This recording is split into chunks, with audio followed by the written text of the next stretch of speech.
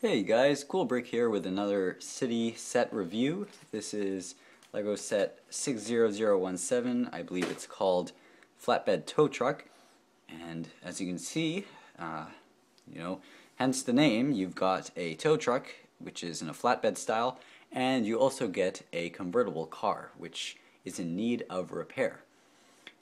So I guess we can move this stuff out of the way and take a look at this very small bit of city scenery. It's just a very simple traffic light on a corner wedge plate. You know, that familiar red, yellow, and green. So I guess we can take a closer look at the truck. So I'll remove the car, and it is indeed attached by a winch on the flatbed. So yeah, I guess we can go into the details of the truck, starting with the front. Speaking of the front, I didn't actually like it all that much because you've got 3 stickers in this tiny amount of space right here. I think the license plate is acceptable. That one I'm not a fan of, but I guess it's good. But this city one I just saw as kind of unnecessary, and it didn't really add that much to the building experience, so it's just another annoying sticker to put on, I guess. Whereas these ones in the back, I actually think add a lot of character to this truck. I'm glad that there's one on both sides here. Those kind of caution decals to show that this is a truck that comes during mild emergencies, I guess. Looking into the cab, the mirrors do come off with the roof. That's just the way it was built. You've just got the almost nothing in there, but you've got the steering wheel and the all-important coffee mug that seems to be in every single city set that has a truck in it. Onto the flatbed section, you have some lights on the back of the flatbed down here, and another license plate. And you can also kind of see how this, whoops, already showing you guys the features. You can kind of see how this is built. They did leave some open spaces under here. Doesn't look that great, but it saves money on the parts count, so that's good. You know, you probably won't be looking at that anyway. And as you guys saw, this can go up and down. It can actually go farther than that if you're not on a surface. And you do have a working winch back here. And you can pull that out. It does go quite far, and there's a knob on the side here which you can use to wind up that hook.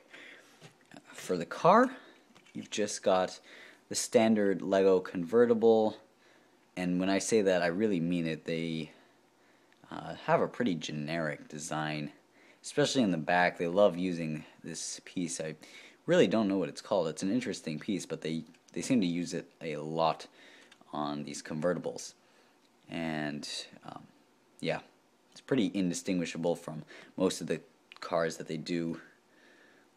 Yeah, so we can actually test this out and see how good it is at being played with. So if we unwind the winch here and we attach it to the axle down here, the instructions actually do tell you, well, they don't tell you, but they recommend that you attach the hook to this front axle here via the stud on the hook. I mean, you could hook it under the front bumper here, but I think this probably works the best. So let's go ahead and wind this thing up, and hopefully it won't snag onto anything. And yeah, that was very effective pulling action. Didn't get stuck on anything. It went up very easily, so play value is good. I mean, this thing looks great. You've got different functions.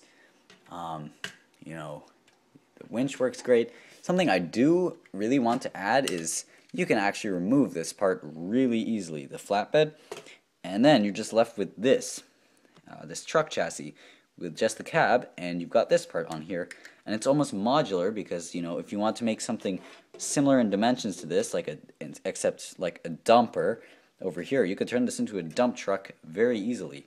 So I'm not sure if that was purposeful, but I've seen them do kind of similar things on other sets too, so you know, if it is a conscious decision, I think that's a really good decision to make. And then last thing we can look at here is the minifigs. I can just put them on my trusty minifig stand. And they're not super special minifigs. They're nothing we haven't seen before. They both have some torsos that we've seen many times. And the hair and faces and the hat, nothing new at all. There are no prints on the backs of their torso, so I'm not going to bother changing the angle on them. And yeah, that's basically it for the minifigs, and that wraps up this whole set, I guess. So I hope you guys enjoyed this video, and you can let me and everybody else know what you think about this set in the comments down below. So thanks for watching, and as always, don't forget to comment, like, and subscribe.